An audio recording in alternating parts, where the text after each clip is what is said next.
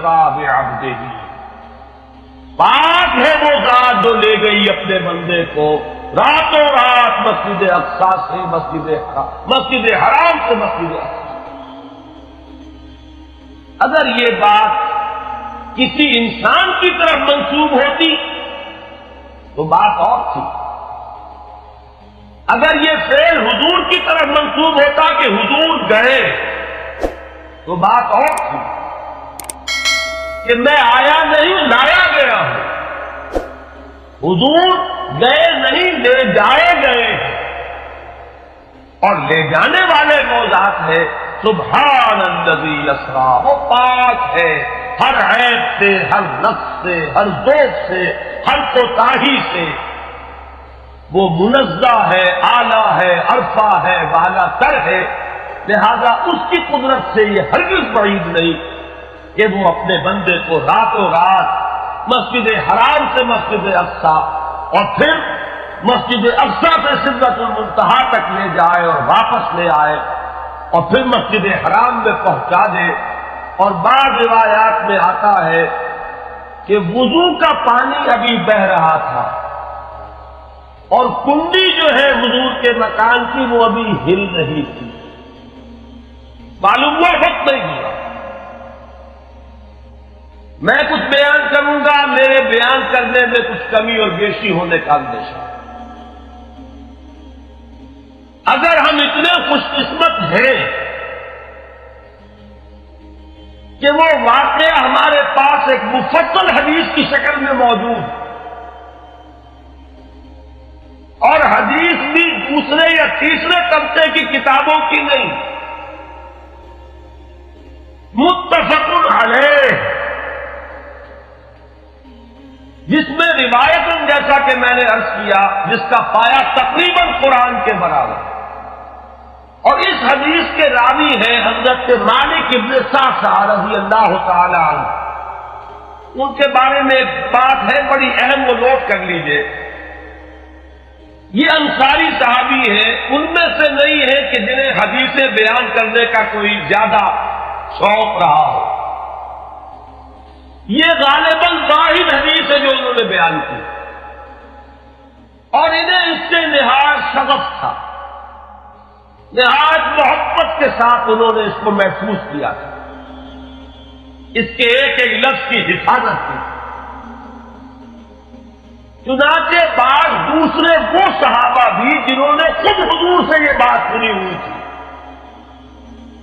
اب ایک تو وہ خود براہ راست روایت کر رہے حضور سے کہ ہم نے سنا، حضرت انس بن مالک رضی اللہ تعالیٰ عنہ خود، لیکن وہ صحابہ بھی ان کی خدمت میں خاص طور پر حاضر ہو کر ان سے اس روایت کو سنتے تھے، اس لیے کہ اس روایت میں ان کا درجہ بہت بلند، ان کو اس سے بہت شغف تھا، تو صحابہ جو براہ راست حضور سے سن چکے وہ بھی ان کے پاس جا کر خاص طور پر اس حدیث کو سنا کرتے۔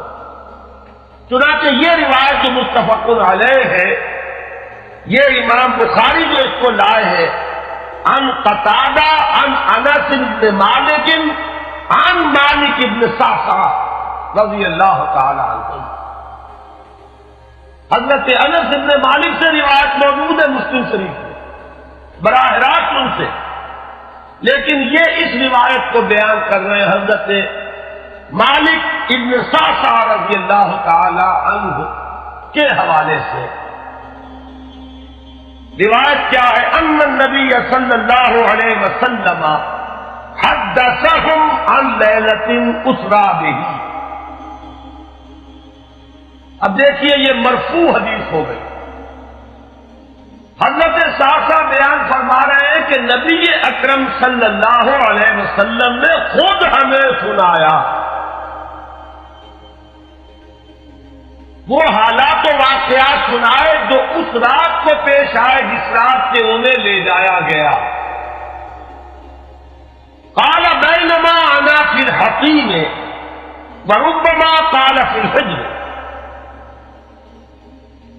حضور فرماتے ہیں کہ میں اسی اثنا میں کہ میں حتیم میں تھا، اور ایک دوسری روایت میں الفاظ حجر آئے ہیں، وہ بھی کہتے ہیں اسی حصے کو۔ مضطجعاً، میں لیٹا ہوا تھا، اذ اتانی آتٍ، کہ اچانک میرے پاس ایک آنے والا آیا۔ یہ آنے والے کون ہیں؟ حضرت جبرائیل، یہ بات میں واضح ہو جائے گا۔ فَاشْتَقَّ مَا بَيْنَ هَٰذِهِ إِلَىٰ هَٰذِهِ، حضور نے اشارہ فرمایا، اس نے یہاں سے یہاں تک میرا سینہ چاک کیا، یعنی من طفرت نہرہ الی شعرتہ، یہ جو گڑھا ہے حلق کا گڑھا، یہاں سے لے کر تیرے ناک تک سینہ چاک کیا۔ فاستخرج قلبی، اور میرا دل نکالا۔ ثم اعطیت بطست من ذهب مملوء ایمانا فغسل قلبی، پھر ایک تشت لایا گیا سنہری جو ایمان سے مملوء تھا، بھرا ہوا تھا، تو پھر اس کے ذریعے سے میرے اس قلب کو، سینے کو دھویا گیا۔ ثم غسل ثم اعید، وفی روایت، اس کے بعد اس کو لوٹا دیا گیا اور پھر وہ زخم بھی سی دیا گیا۔ ایک روایت میں آتا ہے ثم غسل البطن بماء زمزم ثم ملئ ایمانا وحکمتا، اسی طریقے سے پورے پیٹ کو بھی صاف کیا گیا مائے زمزم سے، اور اس میں بھی ایمان اور حکمت بھر دیے۔ ثم اعطیت بدابۃ، پھر میرے پاس ایک چوپایا لایا گیا، دون البغل فوق الحمار، جو بغل یعنی خچر سے تو کچھ چھوٹا تھا، اور حمار یعنی گدھے سے کچھ بڑا تھا۔ اب یہ جو سفید تھا، یقال لہ البراق، جس کا نام براق ہے، وَيَضَعُ خَطْوَهُ عِنْدَ أَقْصَى طَرْفِهِ، اور اس کا ہر قدم اس کی حد نگاہ پر جا کر پڑتا تھا۔ فَعِلْتُ عَلَيْهِ، میں اس پر سوار ہوا۔ فَانْطَلَقَ بِي جِبْرَائِیل، اب یہاں نام آ گیا، وہ آنے والے کون تھے؟ پھر چلے میرے ساتھ حضرت جبرائیل، حتی اتی السماء الدنیا، یہاں تک کہ وہ آسمان دنیا تک پہنچ گئے، جو پہلا آسمان۔ اب یہاں دیکھیے وہ روایت میں جو زمینی سفر کا درمیانی حصہ ہے وہ رہ گیا، دوسری روایات سے ہم اس کو جوڑ کر جمع کریں کہ پہلا زمینی سفر ہے، مسجد اقصیٰ تک پہنچے ہیں، وہاں جا کر روایت میں آتا ہے میں نے وہی اپنے اس خچر کو باندھا، براق کو، جہاں انبیاء باندھا کرتے تھے، اور پھر وہاں میں نے نماز ادا کی، بہت سے لوگ جمع ہوئے، میں منتظر تھا کہ کون نماز پڑھائے گا، کہ جبرائیل نے میرا ہاتھ پکڑ کر مجھے آگے کیا، میں نے نماز پڑھائی، اور پھر جبرائیل نے مجھے بتایا کہ یہ تمام انبیاء سے جو اس دنیا میں مبعوث ہوئے ہیں، اور آج آپ نے ان سب کی امامت کی۔ یہاں سے پھر شروع ہوا ہے وہ دوسرا سفر۔ لیکن جب پہلے آسمان تک پہنچے، فاستفتح، انہوں نے دستک دی، کھلوانا چاہا۔ قیل من ھذا، پوچھا گیا کون ہے؟ قال جبرائیل، انہوں نے جواب دیا جبرائیل۔ قیل ومن معک، پوچھا گیا کہ آپ کے ساتھ کون ہے؟ دیکھیے یہاں ذہن میں رکھیے گا، اس امکان کو کوئی شخص مسترد نہیں کر سکتا کہ ان ملائکہ کے علم میں ہو، لیکن پھر بھی پوچھ رہے، قانون قانون ہے، دروازے پر دستک دینی ہوگی، آئیڈینٹی ڈسکلوز کرنی ہوگی، چاہے علم میں ہو۔ جج جو ہے وہ اپنے علم کی بنیاد پر فیصلہ کبھی نہیں دے گا، وہ تو مقدمے کی سماعت ہوگی، شہادتوں کی بنیاد پر فیصلہ ہوگا۔ ذاتی علم کی بنیاد پر کرنا ہے تو وہ خود کسی اور عدالت میں اس مقدمے کو منتقل کرے اور وہاں گواہ کی حیثیت سے پیش ہو۔ تو قانون قانون ہے۔ پوچھا گیا آپ کے ساتھ کون ہے؟ قال محمد صلی اللہ علیہ وسلم۔ قیل وقد مرسل الیہ، پوچھا گیا کیا انہیں بلایا گیا ہے؟ قال نعم، انہوں نے فرمایا ہاں۔ قیل مرحبا بہ فنعم المجیء جاء ففتح فلما خلصت، اس کے بعد کہا گیا مرحبا ان کے لیے، تہنیت ہے، مبارکباد ہے، خوش آمدید ہے، کیا ہی اچھے ہیں وہ جو لائے گئے ہیں۔ پھر وہ سمائے دنیا جو ہے اس کا دروازہ کھولا گیا، میں اس میں داخل ہوا، فاذا فیہا آدم، میں نے دیکھا وہاں حضرت آدم تشریف فرما۔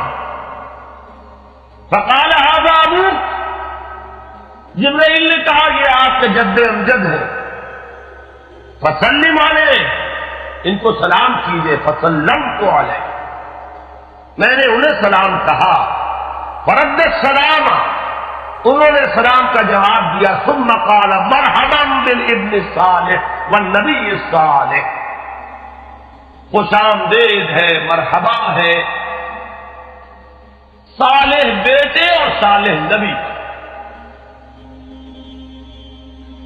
ثم صعد بی، پھر مجھے اور اٹھایا گیا، حتی اتى السماء الثانیہ، یہاں تک کہ جبرائیل پہنچ گئے دوسرے آسمان تک۔ فاستفتح، پھر وہی سوال و جواب ہے، میں ترجمہ نہیں کروں گا۔ قیل من ھذا؟ قال جبرائیل۔ قیل ومن معک؟ قال محمد۔ قیل وقد ارسل الیہ؟ قال نعم۔ قیل مرحبا بہ فنعم المجیء جاء ففتح فلما خلصت، جب یہ سارا اس کارروائی کے بعد داخل ہوئے ہیں دوسرے آسمان پر، فَإِذَا يَحْيَىٰ وَعِيسَىٰ وَهُوَ ابْنَا خَالَةٍ، وہاں میں نے دیکھا کہ یحییٰ اور عیسیٰ ہیں اور یہ خالہ زاد بھائی ہیں۔ قال هذا يحيى وهذا عيسى فسلم عليهما، فسلمت فردا، ثم قال مرحبا بالاخ الصالح والنبي الصالح، انہوں نے بھی کہا خوش آمدید اور مرحبا، ایک صالح بھائی اور صالح نبی کو یہاں نوٹ کیجیے۔ حضرت عیسیٰ اور حضرت یحییٰ یہ بنی اسرائیل میں سے، لہذا حضور کو اپنا بیٹا نہیں کہہ سکتے، بھائی کہہ سکتے۔ آدم جد امجد ہے، انہوں نے بیٹا کہا، مرحبا بابن الصالح والنبی الصالح، وہ نبی تو ہے، سب کہیں گے نبی، لیکن کوئی بھائی کہے گا، کوئی بیٹا کہے گا۔ ابراہیم بیٹا کہیں گے، موسیٰ وہ بھائی کہیں گے، جن کی نسل سے آپ نہیں، وہ جو براہ راست نسل چلی آ رہی ہے اس میں جو ذکر کرے گا وہ بیٹے کی نسل۔ ثم صعد بی الى السماء الثالثة فاستفتح، قیل من هذا؟ قال جبرائیل۔ قیل ومن معک؟ قال محمدا۔ قیل وقد ارسل الیہ؟ قال نعم۔ قیل مرحبا بہ فنعم المجیء جاء ففتح فلما خلصت اذا یوسف، قال هذا یوسف فسلم علیہ، فسلمت علیہ فرد، ثم قال مرحبا بالاخ الصالح والنبی الصالح۔ اب مجھے ترجمے کی ضرورت نہیں ہے، ایک مرتبہ بات آپ نے سمجھ لی، اب تیزی کے ساتھ میں اس حدیث کو پڑھ دینا چاہتا ہوں۔ ثم صعد بی، پھر مجھے اور بلندی پر لے جایا گیا، حتی اتت السماء الرابعة فاستفتح قیل من هذا قال جبرائیل قیل ومن معك قال محمد قیل وقد ارسل الیہ قال نعم قیل مرحبا به فنعم المجیء جاء ففتح فلما خلقت فاذا ادریس فقال هذا ادریس فسلم علیہ فسلمت علیہ فرد ثم قال مرحبا بالاخ الصالح والنبی الصالح۔ یہاں ملاقات ہوئی حضرت ادریس علیہ السلام سے۔ ثم صعد بی حتی اتى السماء الخامسة فاستفتح قیل من هذا قال جبرائیل قیل ومن معك قال محمد قیل وقد ارسل الیہ قال نعم قیل مرحبا به فنعم المجیء جاء ففتح فلما خلقت فإذا هارون قال هذا هارون فسلم عليه فسلمت عليه فرد ثم قال مرحبا بالأخ الصالح والنبي الصالح۔ ثم صعد بي حتى أتى السماء السادسة فاستفتح قيل من هذا قال جبرائيل قيل ومن معك قال محمد قيل وقد أرسل إليه قال نعم قيل مرحبا به فنعم المجيء جاء ففتح فلما خلقت فإذا موسى قال هذا موسى فسلم عليه فسلمت عليه فرد ثم قال مرحبا بالأخ الصالح والنبي الصالح۔ چھٹے آسمان پر یہ حضرت موسیٰ سے ملاقات ہوئی۔ فلما جاوزت بتا، جب میں آگے بڑھا تو حضرت موسیٰ ہوئے۔ قیل ما یبکیک، ان سے پوچھا گیا کہ آپ کو کیا چیز بلا رہی ہے؟ قال ابکی لأن غلاما بعث بعدی، کہ مجھے اس بات پر رونا آ رہا ہے یہ نوجوان محمد صلی اللہ علیہ وسلم، یہ میرے بہت بعد ان کی بعثت ہوئی ہے۔ يدخل الجنة من امته اکثر ممن يدخلها من امتی، میرے بہت بعد آنے کے باوجود ان کی امت میں سے جنت میں داخل ہونے والوں کی تعداد میری امت کے مقابلے میں بہت زیادہ ہو۔ بہرحال اپنی امت کا خیال تو ہے، وہ شفقت جو نبی اور رسول کو اپنی امت پر ہونی چاہیے وہ ہے بتمام و کمال۔ اسے معاذ اللہ کسی حسد پر معمول نہ کیجیے، بلکہ وہ جو احساس ہوا ہے اپنی امت کی محرومی کا، وہ ہے کہ جس نے حضرت موسیٰ علیہ السلام پر یہ کیفیت طاری کی۔ ثم صعد بی، پھر مجھے اور بلند کیا گیا، الی السماء السابعة، ساتویں آسمان پر، فاستفتح قیل من هذا قال جبرائیل قیل ومن معك قال محمد صلی اللہ علیہ وسلم قیل وقد بعث الیہ قال نعم قیل مرحبا به فنعم المجیء جاء فلما خلقت فإذا ابراہیم قال هذا ابوك ابراہیم فسلم علیہ فسلمت علیہ فرد السلام ثم قال مرحبا بالابن الصالح والنبی الصالح۔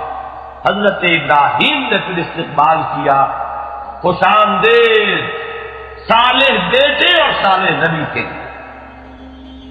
ثم رفعت، اب ذرا یہاں نوٹ کیجیے گا، یہاں صعد تو نہیں آیا، صعد بھی نہیں آیا، رفعت، پھر مجھے اور بلند کیا گیا الی سدرۃ المنتہی۔ یہ سدرہ منتہی ہے جس کا ذکر ہے سورۃ النجم۔ اسی سدرۃ المنتہی کے پاس جنت ماوا ہے، وہ جس کا وعدہ کیا گیا ہے، جو ٹھکانہ بنے گی اللہ کے نیکوکار بندوں کا، جس میں وہ رہے گا ہمیشہ ہمیشہ۔ فادخلوها خالدین، وہ بھی وہی ہے۔ پھر اٹھائے گئے حضور بیت المعمور تک، ثم اعطیت باناء من خمر واناء من لبن واناء من عسل، پھر میرے سامنے یہ بیت معمور کیا ہے یہ بھی جان لیجیے۔ یہ در حقیقت اس سمائے سابعہ پر، ساتویں آسمان پر خانہ کعبہ کا اصل جو ہے اللہ کا گھر، جس کا یہ ظل اور سایہ اس دنیا میں ہے، خانہ کعبہ یہ ہے وہ بیت المعمور، جس کے بارے میں ایک اور روایت میں الفاظ یہ آئے ہیں، اس میں روزانہ 70,000 فرشتے داخل ہوتے ہیں، اور جو فرشتہ ایک مرتبہ داخل ہوا ہے آج تک اسے دوبارہ داخل ہونے کی نوبت نہیں آئی۔ اسی طریقے سے وہ فرشتے ہیں جو طواف کرتے ہیں خانہ کعبہ، پھر جان لیجئے یہ ہماری نگاہوں سے مخفی عالم غیب کی ایک دنیا ہے اپنی جگہ، چاہے ہمیں نظر نہ آئے۔ پھر میرے سامنے 3 برتن لائے گئے، ایک دودھ کا اور ایک شہد کا اور ایک شراب کا۔ فاخذت اللبن، میں نے دودھ والا پیالہ اٹھا لیا۔ قال ہی الفطرہ، حضرت جبرائیل نے توثیق کی کہ یہ ہے اصل میں آپ کا انتخاب درست ہے، یہ فطرت ہے، فطرت اللہ التی فطر الناس علیہا، یہی جو فطرت انسانی سے قریب ترین سے ہے اس کا آپ نے انتخاب کیا۔ انت علیہا وامتک، اسی فطرت پر اے محمد آپ بھی ہے آپ کی امت بھی ہے۔ ثم فرضت علیہ صلوات 50 کل یوم، ایک اور روایت میں الفاظ آئے ہیں، اس میں اس کی وضاحت نہیں ہے کہ 3 چیزیں حضور کو یہاں عطا کی گئی۔ ایک تو 50 نمازیں جو فرض ہوئی، ایک دن رات میں 50 نمازیں، اور ایک سورہ بقرہ کی آخری 2 آیات جو تحفہ اللہ نے دیا محمد کو امت کے لیے صلی اللہ علیہ وسلم۔ آمن الرسول بما انزل الیہ من ربہ والمؤمنون کل آمن باللہ وملائکتہ وکتبہ ورسلہ، یہاں سے لے کر آخر تک فانصرنا علی القوم الکافرین تک، یہ 2 آیات یہ جنت کے خزانوں میں سے 2 خزانے ہیں جو شب معراج کو عطا ہوئے ہیں محمد رسول اللہ کو بطور تحفہ امت کی۔ اور تیسری بات یہ کہ اے نبی آپ کی امت کے لیے یہ خصوصی بات ہے کہ آپ کی امتیوں کے گناہ کبیرہ بھی بغیر توبہ کے معاف ہو سکیں گے۔ یہ خصوصی تحفے ہیں جو امت کے لیے لے کر آئے محمد صلی اللہ علیہ وسلم۔ 3 تحفے، نماز جو اس معراج میں فرض ہو رہی ہے اسی کو حضور کہہ رہے ہیں الصلاۃ معراج المومنین، اہل ایمان کے لیے یہ بمنزلہ معراج ہے۔ اس میں پھر روایت میں تفصیل آ رہی ہے، واپس جب آئے ہیں حضرت موسیٰ سے ملاقات ہوئی اور انہوں نے یہ فرمایا کہ یہ 50 نمازیں بہت ہیں، مجھے تجربہ ہے، تمہاری امت اس کا تحمل نہ کر سکے، واپس جاؤ درخواست کرو کم کرو۔ حضور گئے، 10 نمازیں اس میں معاف ہوئی، 40 ہوئی، پھر یہی بات ہوئی، پھر بھیجا حضرت موسیٰ نے، پھر 30 ہوئی، پھر 20 ہوئی، 4تھی مرتبہ پھر وہ 10 اور پھر 5 رہ گئی۔ اس پر بھی حضرت موسیٰ نے یہ کہا اب بھی جاؤ یہ بھی بھاری ہے۔ حضور نے فرمایا مجھے شرم آتی ہے، میں اتنی مرتبہ جا چکا ہوں، مزید اب جانے سے حیا محسوس کر رہا ہوں۔ تو ندا آئی کہ یہ 5 ہی 50 کے برابر ہیں، ہمارے ہاں قول بدلا نہیں جاتا۔ یہ 5 جو ہے در حقیقت یہ قائم مقام ہے ان 50 کے کہ جو اولاً ہم نے فرض کی تھی، یہ 50 ہی شمار ہوگی اگر ان کا انسان ان پر مداومت اختیار کر لے۔ میں آخری جملہ آپ کو اس کا سنا دیتا ہوں. فَأُمِرْتُ بِخَمْسِ صَلَوَاتٍ كُلَّ يَوْمٍ فَرَجَعْتُ إِلَىٰ مُوسَىٰ فَقَالَ بِهَا بِمَا أُمِرْتُ بِخَمْسِ صَلَوَاتٍ كُلَّ يَوْمٍ قَالَ إِنَّ أُمَّتَكَ لَا تَسْتَطِيعُ خَمْسَ صَلَوَاتٍ كُلَّ يَوْمٍ وَإِنِّي قَدْ جَرَّبْتُ النَّاسَ قَبْلَكَ وَعَالَجْتُ بَنِي إِسْرَائِيلَ أَشَدَّ الْمُعَالَجَةِ. میں نے بنی اسرائیل کا حتی الامکان معالجہ کیا، ان کے حالات کو درست کرنے کی کوشش کی، لیکن مجھے تجربہ ہے یہ 5 بھی نہیں جھیلی جائیں گی. فَارْجِعْ إِلَىٰ رَبِّكَ فَاسْأَلْهُ التَّخْفِيفَ، مزید تخفیف چاہیے لِأُمَّتِكَ. قَالَ سَأَلْتُ رَبِّي حَتَّىٰ اسْتَحْيَيْتُ وَلَٰكِنِّي أَرْضَىٰ وَأُطِلُّ. قَالَ فَلَمَّا جَاوَزْتُ نَادَىٰ مُنَادٍ أَمْضَيْتُ فَرِيضَتِي وَخَفَّفْتُ عَنْ عِبَادِي. متفق علیہ. مجھے ندا آئی کہ میں نے اپنے بندوں پر تخفیف کی. اس میں وہ ذکر نہیں ہے، دوسری روایت میں ہے کہ ساتھ ہی وضاحت ہو گئی کہ یہ 5 نمازیں بھی 50 کے برابر ہے. میری بات نہیں بدلی گئی ہے، وہ در حقیقت میں نے اسی 50 کا رتبہ جو ہے 5 کا. یہ روایت ہے جو متفق علیہ. روایات کثیر، جنت اور دوزخ کے جو مشاہدات کرائے گئے وہ بہت تفصیل سے دوسری روایات میں، لیکن کسی اور روایت کا استناد کے اعتبار سے، اسناد کے اعتبار سے وہ درجہ نہیں ہے جو اس روایت. باقی میں نے مسلم شریف کی روایات میں سے اور تفاصیل آپ کو سنائی ہے. یہ ہے واقعہ. پھر حضور واپس آئے ہیں، وہیں بیت المسجد اقصی میں آئے ہیں، پھر واپس تشریف لائے ہیں، اور اس کا میں بیان کر چکا ہوں دوسری روایات میں کہ وقت بالکل نہیں گزرا، کہیں روک دیا گیا ہے، پوری کائنات کو کہیں تھام دیا گیا. یہ بات تو وہ ہے جو آج سے پہلے بھی سمجھ میں آ سکتی تھی کہ شاید کسی ایک جگہ پر پوری کائنات کو روک دیا گیا. وقت بالکل نہیں گزرا کسی کے لیے. لیکن جیسا کہ میں نے عرض کیا، اس وقت کو یہ بھی سمجھ میں آتا ہے کہ سب کے لیے وقت گزر رہا ہو اور صرف محمد رسول اللہ کے لیے نہ گزرے صلی اللہ علیہ وسلم.